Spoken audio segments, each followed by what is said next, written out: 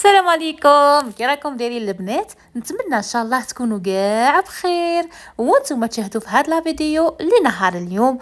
صحة فطوركم حبيباتي. جبت لكم اليوم هاد المثلثات المحشية قنبلة في البنة، كيلا بات كيلا فارس ولا اروح. كما راكم تشوفوا يجونا فارغين، ما يجوناش معجنين بهذيك الحشوة ولا اروع. شهيتكم ان شاء الله اخواتي في الجنة، جاو ما شاء الله، وديك الريحه راها تهبل. يلا الا عجبتك الوصفه ارواحي نروحوا نخدموها انا وحبيبتي مع بعض. نبدو على بركه الله. انا عندي هنا كاس تاع الحليب، كيما نقول لكم دائما اللي يكون دافي. كاس تاع الحليب، انت هنا ميما اي كاس عندك عبري به. درت هنايا ملعقه ماشي معمره تخميره الخبز، وندير معاها ملعقه تاع السكر. درنا كاس تاع الحليب اللي يكون دافي، درت ملعقه ماشي معمره تخميره الخبز، ودرنا ملعقه تاع السكر، ونضيف معاهم علبه ياغورت طبيعي. ولا ما عندكش ميما الياغورت طبيعي عادي ماشي مشكل، عوضيها بخمس مغارف كبار تاع الزيت. بصح بالياغورت الطبيعي راح تعطينا هشاشه لاباط تاعنا. انا نخلط هنا جميع المكونات تاوعي جيدا، الحليب مع الخميره والسكر والياغورت الطبيعي، ونخليهم يتفاعلوا لي لمده 10 دقائق. هنا بعد ما تفاعلوا لي مدة 10 دقائق انا نجيب هنا الفرينة تاعي ونقعد نضيف فيها بالتدريج. كما قلت لكم كاس تاع الحليب راح يدي لي حوالي 3 كيسان تاع الفرينة. درت الرشه تاع الملح ونزيد معاهم ملعقه صغيره تخميره الحلوى لا ليفور شيميك، ونبدا نخلط في المكونات تاوعي ونجمع وندير الفرينه تاعي كذلك بالتدريج حتى نتحصلوا على عجينه تكون طريه. وكما نعرفوا لاباط تاع المملحات ما نشفوهاش بزاف، دائما تكون تلصق في الايدي باش المملحات تاعنا تجينا خفيفه وهشه. بعد ما لميت لاباط تاعي كما راكم تشوفوا نعطيها هكا دلكه خفيفه، ونجي نرشها هكا بشويه ولا نمسحها بشويه تاع زيت الزيتون ونخليها تخمر لي جانبا. لاباط راها تلصق في الايدي. درت لها هنا مسحه خفيفه تاع زيت الزيتون ونخلي هنا لاباط تاعي تخمر لي حتى يضاعف الحجم نتاعها. نروحوا مع بعض نجهزوا الحشوه. واش نحتاجو في الحشوه؟ انا غادي ندير حبيبه تاع البصل كنت قطعتها هكا مربعات صغيره. نقلي هذاك البصل تاعي مليح مليح مليح حتى يدبل معايا ونتحصل على اللون الذهبي. نخلطها جيدا كما راكم تشوفوا حبيباتي. باش نضيف لها انا هنايا عندي دانت اشي، عندي كميه قليله فقط. والحشوه ميما كيما نقول لك دائما تقعد لك اختياريه، بغيتي ديري شكشوكه، بغيتي ديري طون، بغيتي ديري دجاج مقطع، كيما بغيتي حبيبتي اللي تجيك سهله ميما ديريها. انا قليت مليح هذاك البصل تاعي، شوفوا حتى دبال وخدا لي هذاك اللون الذهبي. نجي نضيف عليها كما قلت لكم عندي كميه قليله تاع دانت اشي، ثاني كنت درت لها شويه قزبر مقطع رقيق، شويه تاع الثوم، الحرور، سكين جبير، لي زيبيس سبيسيال تاع دجاج، وخلطته مليح مليح مليح كما راكم تشوفوا هنايا مع هذاك البصل اللي كان دبال معايا. ونقص له ونخليه يطيب لي على نار متوسطه، يطيب لنا مليح هذاك الدجاج كما راكم تشوفوا باش نحشو به المثلثات تاعنا. وفي هذه الجهه ثاني كنت حضرت صلصه طماطم. هنا هذا هو اللحم تاعي بعد ما طاب لي. شوفوا لا فارس تاعي راها ناشفه ما فيهاش الماء. غادي هنا نطفي عليها ونخليها تبرد جانبا ونروح نشوفوا لاباط تاعنا. والعجينه تاعي ها هي حاضره بعد ما خمرت وتضاعف الحجم تاعها ما شاء الله. شوفوا القوام تاع لاباط راه يهدر غير وحده، جات خفيفه خفيفه ولا اروع.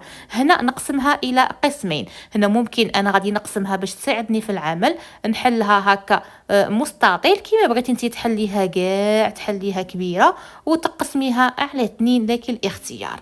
انا غادي نرش البلون دو طرافاي تاعي بشويه تاع الفرينه ونحل لاباط تاعي كيما راكم تشوفوا. رقي ميما لاباط كيما نقول لك دائما رقي لاباط تاعك باش المملحه تجيك خفيفه ما تجيكش ثقيله ومعجنه. هنا حليت لاباط. ودائما ميمه ديري الفرينه على خاطش لاباط راها طريه وتلصق في الايدي باش ما تعذبكش لاباط. ولا ممكن حليها على ورق الطهي. انا هنايا شوفوا حليتها هكا مستطيل، حليتها كما راكم تشوفوا. ودائما الاطراف اللي نشوفهم هكا شويه غلاظ تاني نزيد نفتحهم على شكل مستطيل بهذه الطريقه باش نروح نحشيها. هذه هي داند اشي اللي كنت حمرته معاكم شويه تاع البصل. هذه صلصه طماطم كما قلت لكم، طوماطيس والثوم وريقه تاع الرند، فلفله حمراء وشويه تاع حرور وثوم. درتهم على نار هادئه. عندي حبيبات تاع الزيتون، وهنايا جبن، اي جبن عندك المهم انت متواجد في المنزل اخدمي به. جبت انا هنا ورقه طهي، حطيت عليه لاباط تاعي هكا باش يساعدني في العمل كي نجي نرفدها. ندير شويه من الصلصه اللي كنت خدمتها كما قلت لكم، هذه لاصوص روج. انت مهمه دائما لاصوص تاعك نشفيها ما تخليش فيها الماء.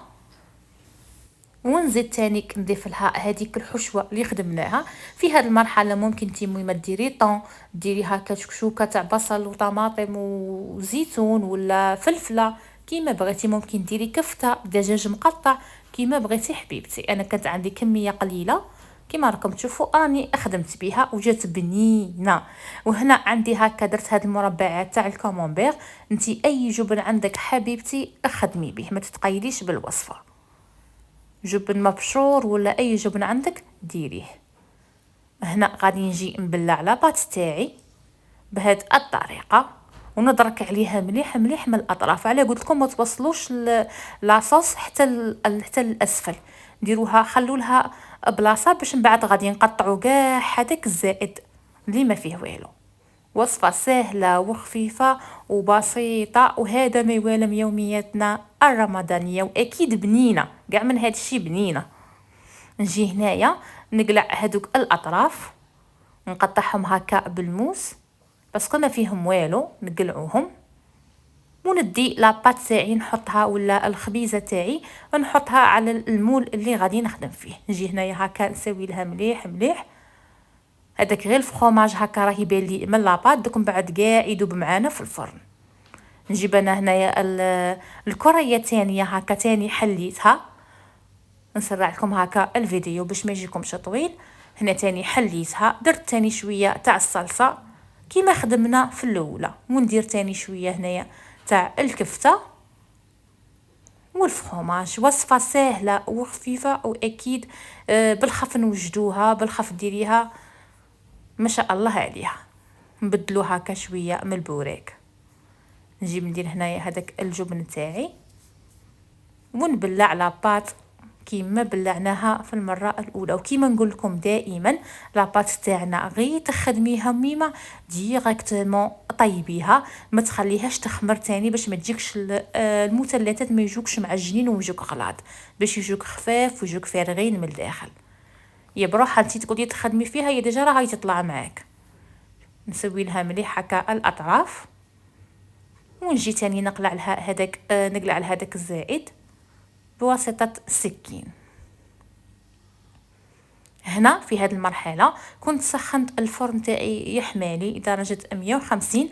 نخلي الفور تاعي يحمالي مليح مليح مليح باش ندي هاد المثلثات نطيبوهم مع بعض. في الصينيه اللي تروح لي للفرن جبت حطيت انا هذوك المملحات تاوعي، ونجي هكا نجيب سكين ونحاول هكا باش ندير لهم هكا خطوط على شكل مثلث. وهنا كيما بغيتي ميمه، بغيتي ديري مربعات ديري حبيبتي مربعات، الشيء اللي يساعدك.